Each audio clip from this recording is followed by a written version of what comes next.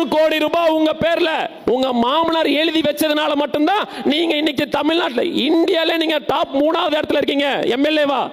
அப்படி இல்லைன்னா you are just zero. RK Narumani, அது அவங்க மாமனாரோட காசு, அது அவங்க பிரச்சனை. இதுல உனக்கு என்ன பிரச்சனை நான் கேக்குறேன். இதுன்னா உங்க அப்பா விட்டு காசா அப்படின்னு கேட்கணும்னு தோணுதா இல்லையா? எனக்கு மட்டும் இல்ல, உங்களுக்கும்.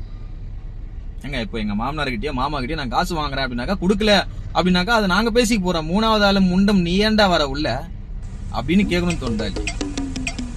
600 கோடி ரூபாய் ஆதவார்ஜுன் சாரோட பேர்ல எழுதி வைக்கல அப்படின்னாக்கா இன்னைக்கு வந்து ஆதவார்ஜுன் சார் அவர்கள் எம்எல்ஏவா இல்லையாமா? இப்ப நான் ஒண்ணு சொல்லட்டுமா? திருவாரூர்ல இருந்து கலைஞர் ஐயா அவர்கள் சென்னை கிளம்பி வந்த ட்ரெயின்ல டிடிஆர் மட்டும் இருந்திருந்தாரு அப்படின்னாக்கா இன்னைக்கு கலைஞர் ஐயா யாருன்னே தெரிஞ்சிருக்காது, டிஎம்கேன்ற ஒரு கட்சி இருந்திருக்காது, ஸ்டாலின் ஐயா அவர்களே யாரும் தெரிஞ்சிருக்காது, உங்க அண்ணன் உதயா அண்ணா அவர்களே யாரும் தெரிஞ்சிருக்காது. தில்லு இருந்தா நேருக்கு நேரா மோதுங்க.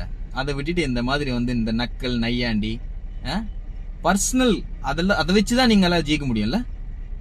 தில்லு இருந்தா நேருக்கு நேரா மோதுங்க, அவ்வளவுதான்.